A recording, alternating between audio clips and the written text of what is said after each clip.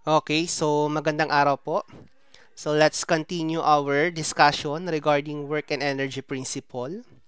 So we have here another sample problem. A 3,500 pounds automobile travels down the 10-degree incline road at a speed of 20 feet per second. If the driver jams on the brakes, causing his wheels to lock, determine how far S the tires skid on the road.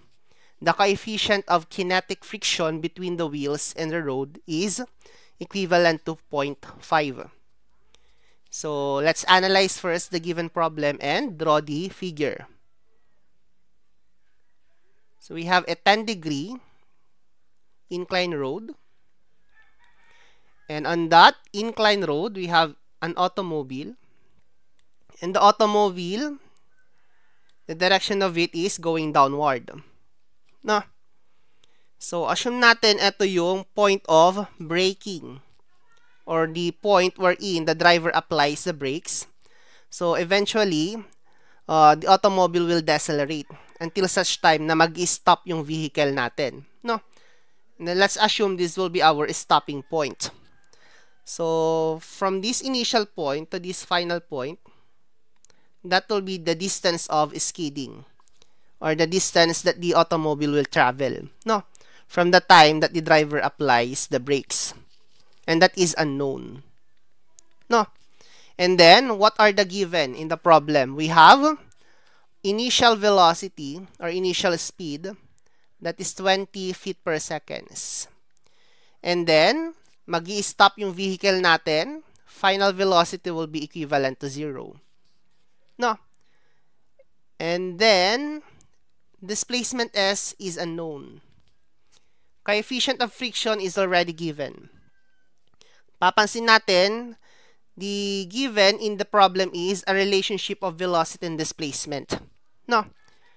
If that is a relationship of velocity and displacement regarding kinetics of a particle, it's better for us to solve the problem using work and energy principle compared kay force and acceleration. No. Although we can also solve this using force and acceleration. No. So let's draw first the free body diagram of the problem. So what are the forces na mag-a-act sa ating automobile? So first one, we have a downward force. We have the weight, which is already given, 3,500 pounds. The automobile is in contact with the inclined surface. Meron tayong normal force doon. And we have also a coefficient of friction here. Therefore, meron tayong madidevelop na frictional force. And that will oppose the motion. So, yung frictional force papuntang taas. And frictional force is, alam na natin, that is the product of the coefficient of friction and normal force. No? And if we will say this is our y-axis, and this is our x-axis, if this is 10 degrees, this must be 10 degrees also. No. And if we will take summation of forces with respect to y, that should be equivalent to 0. No, dahil wala sa y-axis yung motion ng ating automobile. So that will be n minus y component of w, katabi ng angle, that is cosine. So 3,500 cosine of 10 degrees. So wala na tayong forces with respect kay y. That should be equivalent to 0. So kindly compute the normal force. Ano yung 3,500 cosine of 10? 3,446.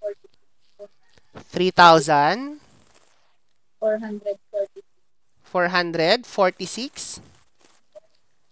Pakilakasan po yung boses. Point. 83 po.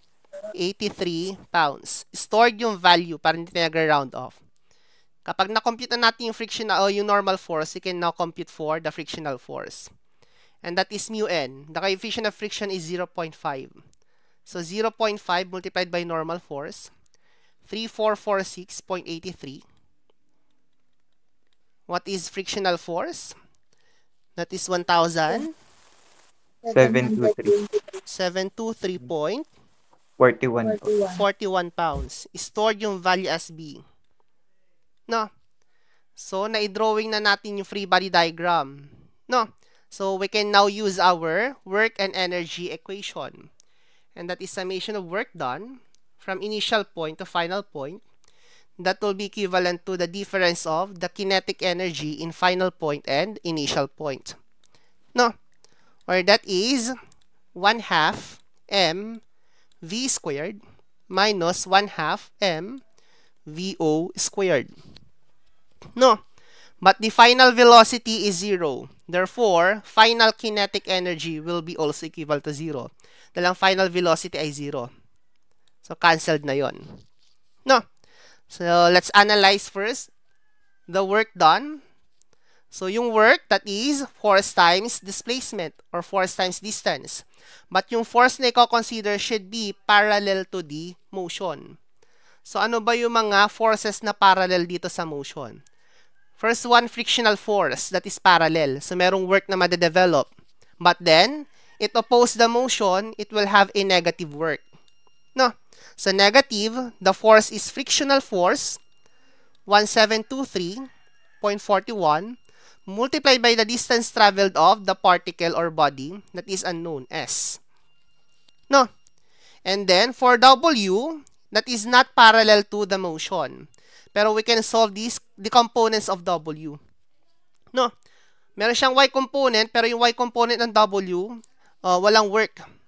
No? But the X component of W, that is parallel to the motion. And that is also going downward. No? If it goes downward, that is a positive work. Ano ba yung WX? Opposite ng angle, so that should be sine function. 3,500 sine of the angle 10 degrees multiplied by the distance traveled of the body or particle, that is S, and that is also unknown. So, meron pa ba tayong force na parallel sa motion? Wala na. No? And that will be equivalent to negative 1/2 mv squared. So, that is negative 1/2 mass. Ano ba yung mass natin? Hindi pa binigay. But mass is W over G. No? Yung weight is 3,500. Yung gravitational acceleration, we will be using 32.2 feet per second square. Dahil naka-pounds yung force. And then multiplied by initial velocity, that is already given 20 quantity squared. And as you can see in our equation, yung distance traveled na lang yung unknown. So, po pwede nyo nang isolve yan. So, kindly calculate po what is the value of S. 19.49. 19.49 feet. No? And that will be the requirement of this given problem. Okay. Po pwede rin natin itong isolve using force and acceleration. No? Sa force and acceleration, we will just take summation of forces with respect kay y and x, diba? Yung summation of force with respect kay y, tapos na tayo. So, problema lang natin is, take yung summation of forces with respect kay x. At sa x na yon, that is, nandun yung motion. So, if we will take equilibrium equation, summation of forces with respect to x, that will be equivalent to reverse effective force. Or, that is W A over G. No? At yung positive direction ay kung saan papunta yung motion. No? Since pababa tayo, going downward will be positive direction. So, ano ba yung mga pababa na forces? The X component of the weight that is going downward, so that is positive. Yung frictional force, pataas. So, minus. Okay. So, WX, that is 3,500. Sine of 10 degrees. Yung frictional force, pataas, kaya minus 1723.41. Naka-store na yung value. And that is equivalent to weight, 3,500, multiplied by acceleration, which is unknown, over G. Use 32.2. So, pwede natin i-compute yung acceleration ng ating automobile. So, kindly solve po. Ano po yung value ni A?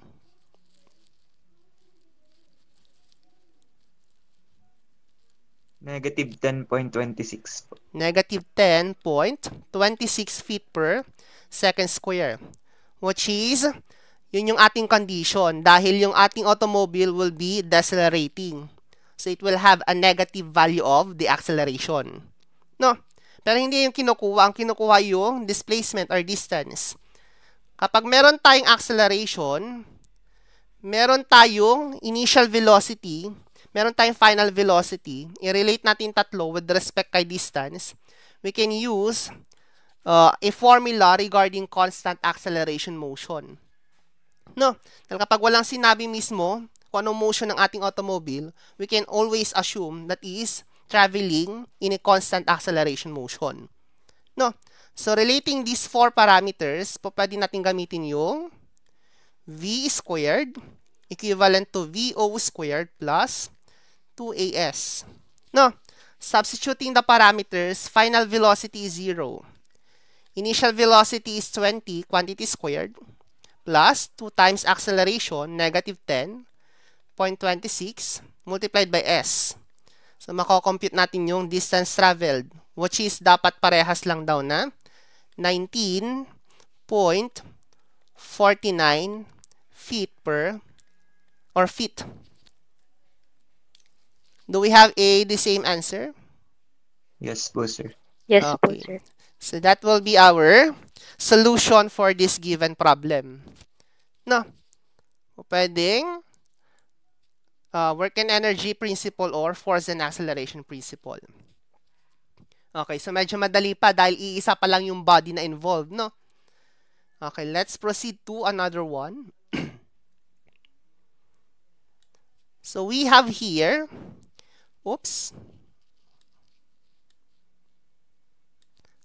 So what force P will give the system of bodies a velocity of 30 feet per second after moving 20 feet from rest? So the force P is applied horizontally on the block having a weight of 50 pounds. So lahat ng weight natin ay naka-pounds po. No? So let's analyze the given problem. Kung meron tayong horizontal force P dyan, nahihilain mismo yung system of bodies natin, tendency, yung motion ni 50 pounds will go to the left direction also. No? Yung 200 pounds will go upward. 100 pounds will go to the left side. No? And then, let's analyze what are the given. Meron tayong initial velocity, that is 0, that is starting from rest. We have also a final velocity of 30 feet per second. And the distance traveled is also given, 20 feet. No? Again, the relationship ng velocity and displacement, it is more or mas madali mismong gamitin mismo yung ating work and energy principle. No? And then, since tatlo yung bodies na involved sa system natin, before natin i-drawing yung free body diagram, let's relate first yung kinematic relationship nila. Ano ba yung relationship ng kanilang displacements, velocities, and acceleration? No? And as you can see here by inspection, we can say that yung movement ni 50 pounds, the same lang sa movement ni 200 pounds tsaka 100 pounds. No? Therefore, we can say that displacement of body A is equivalent to displacement of body B, equivalent to displacement of body C. No? If we will assume this is body A, body B, and body C, which pare-parehas lang na 20 feet. Yung distance nita travel nila. No, same goes with their velocities and acceleration. We can say that velocity of body A equivalent to velocity of body B, equivalent to velocity of body C. And acceleration of body A equivalent to acceleration of body B, equivalent to acceleration of body C. So, pare-parehas silang mag-i-start from rest, pare-parehas sila mismong magkakaroon ng final velocity na 30 feet per seconds. No? So after that, we can now draw our free body diagram for each bodies involved. No? So first one, for the 50 pounds body, draw our free body diagram. Nasa horizontal surface tayo. Meron tayong weight directly going downward to earth. It is in contact with a surface, so meron tayong normal force. And then, meron tayong coefficient of friction, meron tayong frictional force na madedevelop. And that will oppose the motion. So yung frictional force will go to the right side. And then meron tayong force P dito going to the left. No? At meron pa tayong tension force with respect to this cable. No? Kaya lang, take note of this.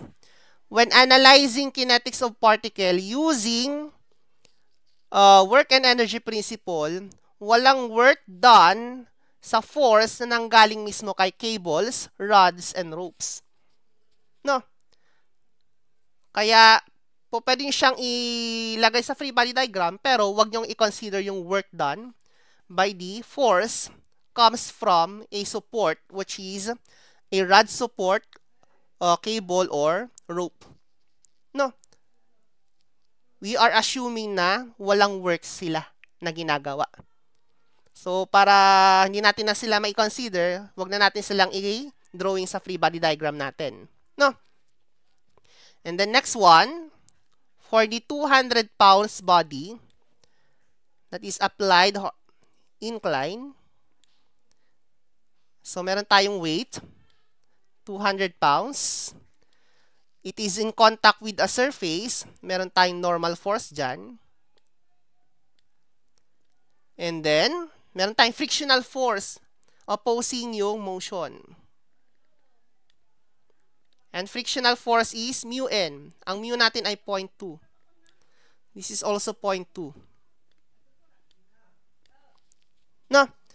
Meron pa ba tayong i-consider na force? Meron pa yung tension natin sa cables. Kaya lang, sabi ko nga, walang work done yung mga tension galing kay cables. Unless that is a tension force galing sa cable na merong spring. No, pag merong spring doon, meron tayong spring force. At meron tayong work done by a spring force. No, dahil yung spring force, na-elongate. No, yung mga cables and ropes natin, and then, rods, na-elongate also. No, kaya nga meron tayong tension force doon. Pero, yung elongation, hindi malaki yung value ng elongation. That's why we are assuming na yung work done by the force acting on the cables, rods, and ropes ay equivalent sa 0. No? So, tapos na tayo kay 200 pounds. If this is inclined at an angle of 45, this is also 45 degrees. No, last one for the 100 pounds body. So, meron tayong horizontal surface. Meron tayong weight doon, 100 pounds. Meron tayong normal force. At meron tayong frictional force opposing yung motion going to the right side. And that is also 0.2 of n. No? So, bago natin i-apply yung ating work and energy equation, let's solve first for the magnitude of the forces sa ating free body diagram. No? Yung force P, hindi pa natin masasolve yan. Masasolve lang natin yan using our work and energy equation. Dahil siya yung unknown. No?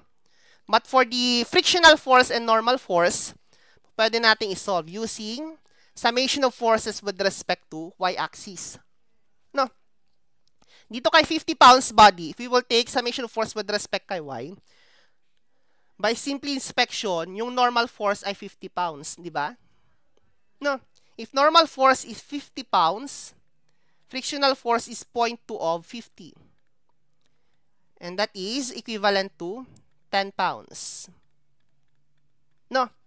Dito naman kay 200 pounds body, let's assume this is our y-axis, ito yung x-axis.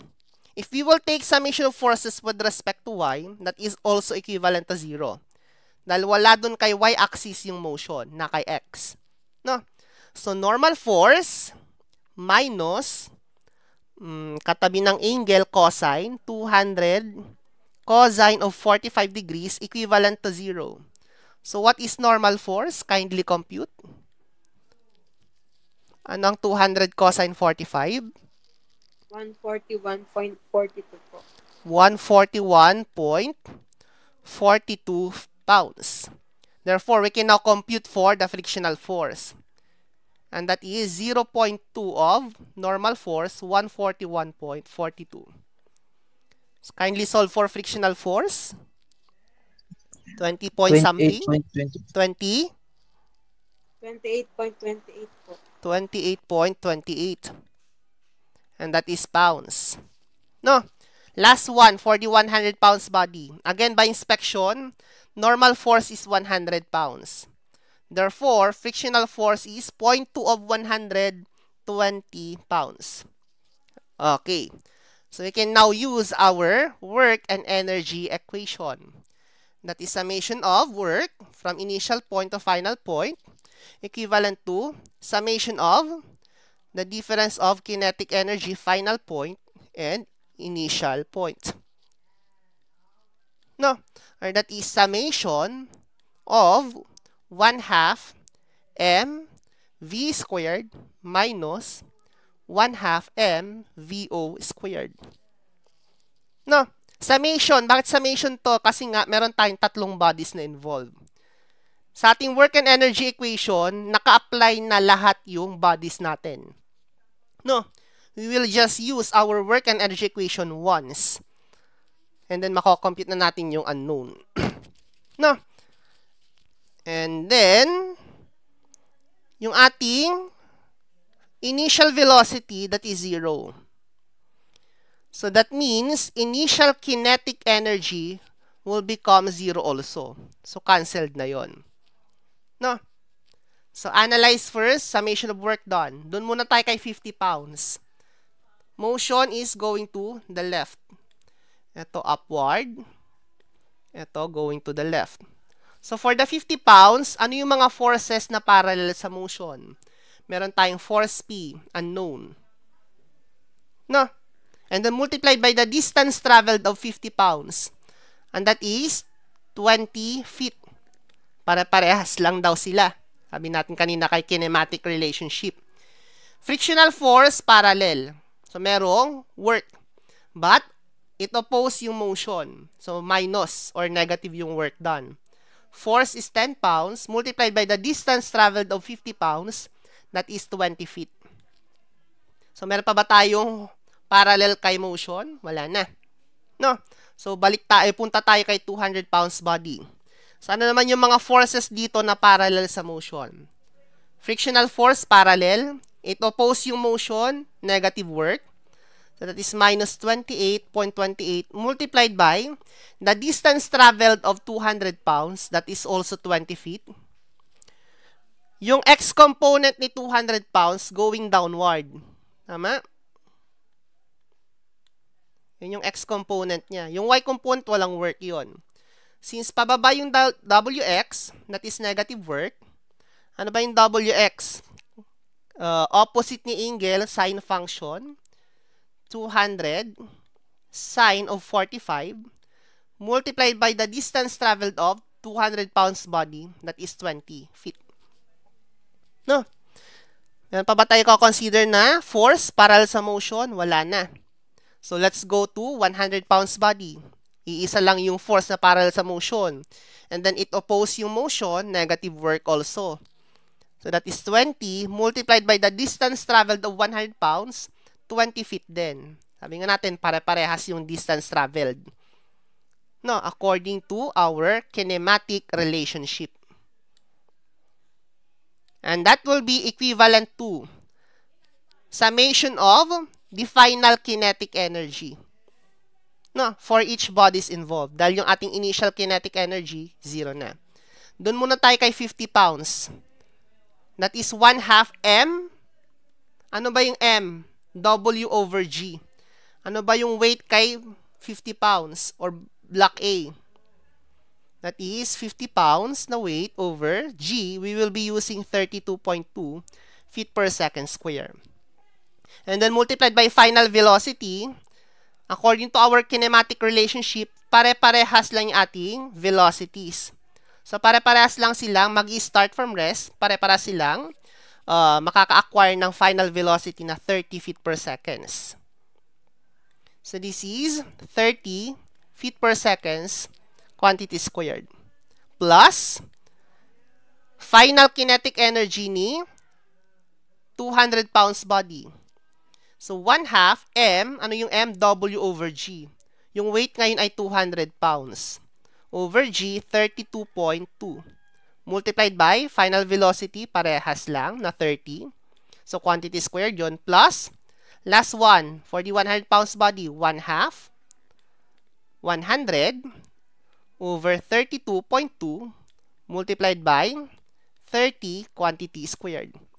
And as you can see in our equation, isa na lang yung unknown, which is force P. So you can now shift solve or lipat nyo lahat ng mga terms sa kabila and then divide by 20. You can now solve for the value of force P. Paki-calculate naman po ano po yung value.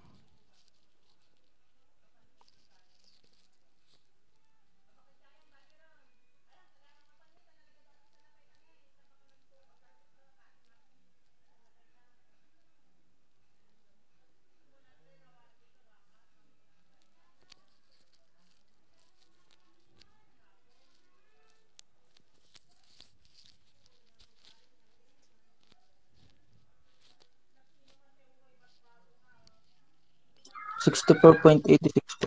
64.86. Parang mali po. Paki-recompute. 25.01 po. Mali din yung 25.01. 444.27 po. Okay, that is correct. 444.27. Actually, that it should be 28. No, kapag nag-stored value kayo. And that is pounds. Nakuha po ba nung iba? Yes po. Okay, and that is the answer for this given problem. You can check your answer using force and acceleration principle. No. Magsasummation of force na lang kayo with respect kay X. Dahil yung Y, tapos na kayo. Okay, so questions po with respect to this problem? Okay, so let's proceed to another one. Okay, so we have here the two blocks A and B have weights 60 pounds and 10 pounds respectively. If the kinetic coefficient of friction between the incline and block A is given 0.2, we have to determine the speed of A after it moves 3 feet down the plane, starting from rest. We have to neglect the mass of the cord and the pulleys. So, let's analyze yung motion. Yung block A ay pababa daw. If block A will move downward, tendency nun, block B will move upward. No? And then, what are the given? Binigay na yung weights. This is 60 pounds. Ito naman ay 10 pounds. No? Coefficient of friction, dito kay block A, tsaka plane, meron. Yung block B that is not in contact with the surface. So, wala tayong normal force dyan. Wala tayong frictional force. And then, unknown is determine the speed of A. The final speed of body A. That is unknown. It is starting from rest. So, initial velocity is equivalent to 0. And then, yung distance traveled ni body A ay binigay din. It will move 3 feet daw. So, distance traveled of body A is 3 feet. No? Okay, so na-analyze na natin yung mga given. Now, analyze our kinematic relationship. Ano yung relationship ng kanilang displacements, velocities, and acceleration? Again, as you can see in our problem, we can assume or say that the displacement of body B is twice the displacement of body A. No? Oh, kung hindi nyo na-analyze yun, gamitin nyo yung ating ginagawa last time. We'll just take summation of work done by the two bodies involved will be equivalent to 0. Wherein yung force na i-consider ay yung tension sa mga cables natin. No? Dito kasi ito, cable yan. If we will assume this is tension T, ito ay tension T din. Ito ay tension T din. No? In order for this pulley to be in equilibrium, yung tension sa kable dito should be 2T. No? So, merong numerical coefficient kay cable supporting body A. So, meron ding nakamultiply na 2 sa displacement niya. Sa body B, walang numerical coefficient yung tension doon. So, walang nakamultiply sa ating displacement kay body B. Ganun lang naman yon. No? Pero para makasiguro, we will be using summation of work done, yung ating ginagawa last time, kay force and acceleration principle. Now, we can also say that velocity of body B is twice velocity of body A. And acceleration of body B is twice acceleration of body A. No? Pero binigay na yung displacement ni body A. Therefore, we can say that the distance traveled of body B is equivalent to 6 feet. No? Okay. So, tapos na tayo kinematic relationship. We can now draw our free body diagram for the two bodies involved. First one, kay block A muna tayo. No? Ano yung mga forces na nag-act doon? Meron tayong weight. That is 60 pounds. Meron tayong normal force.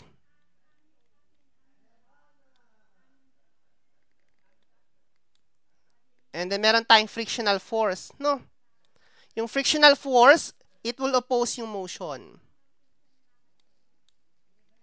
That is mu n. No? But coefficient of friction is 0.2. Binigay na. So, 0.2 of n. So, kapag naka-incline to at a slope of 3:4, ito ay 3, ito ay 4, ito ay 5 din. No? No? So, if we will take summation of force with respect kay y, we can say that normal force minus, ito yung y natin, ito yung x, minus 4 over 5 multiplied by the weight 60 will be equivalent to 0. No?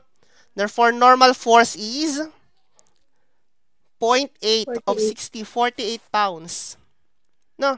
Pag na-compute natin yung normal force, we can now compute for the frictional force. And that is 0.2 of n. What is 0.2 of 48? 9.6 po. 9.6? Tama ba?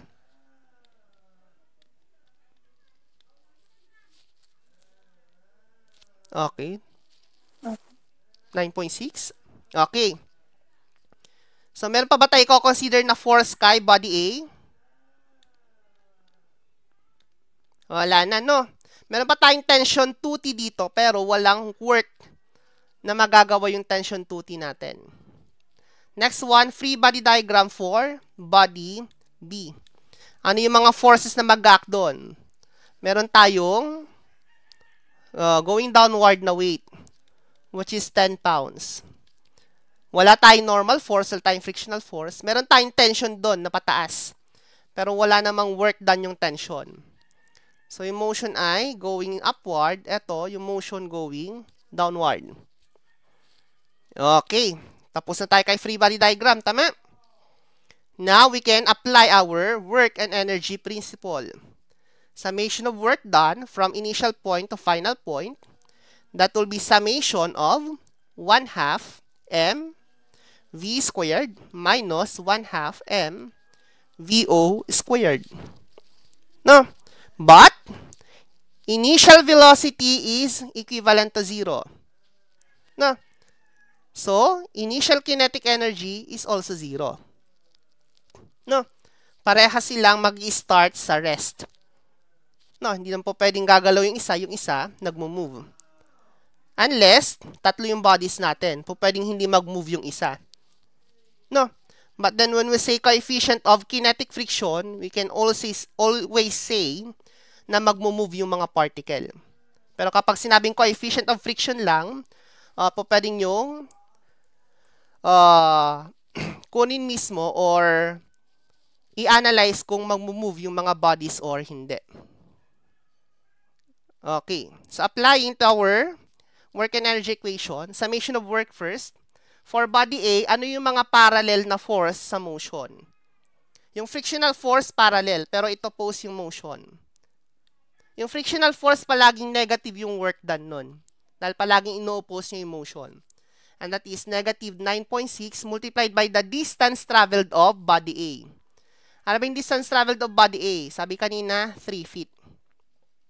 No? Yung weight mismo, that is not parallel, pero yung x component ni weight, that is parallel. And that is the same direction with respect sa motion. Kaya positive yung work. Ano ba yung Wx?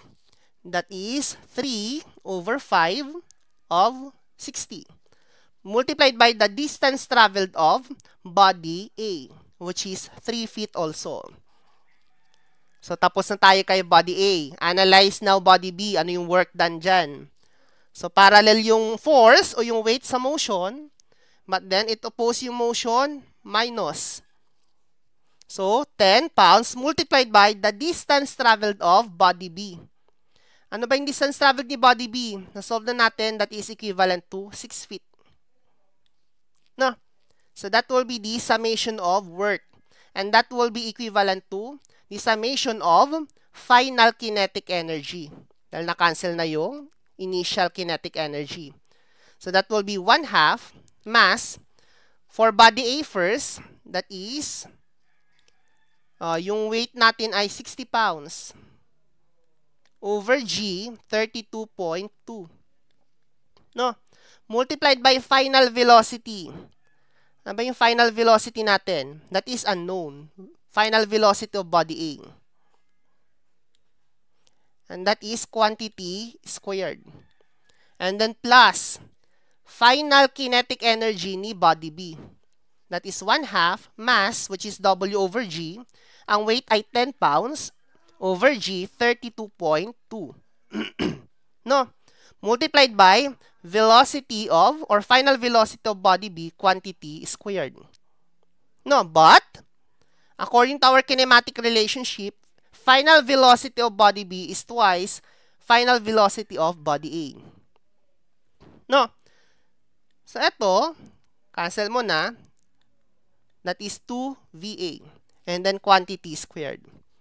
And as you can see in our equation, velocity of body A na lang yung ating unknown.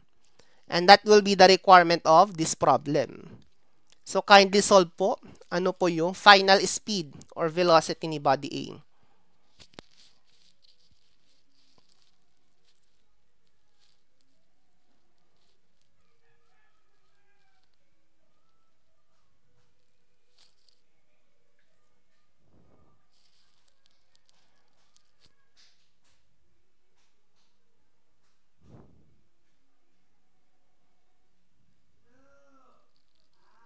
$3.93 po. 3.93. Paki-resolve po ulit. 3.51 po. Okay, 3.516. Tama ba? Apo, sir. 516 feet per seconds. And that will be the requirement of the problem. So, pinapakompute yung final velocity ni block B, then compute nyo lang. Relationship lang nila. No? So, any questions po with respect to this problem? Okay. Tahimik. I suppose wala. So, we will cut our discussion muna with respect sa problem na yan. And we will continue our discussion next meeting po.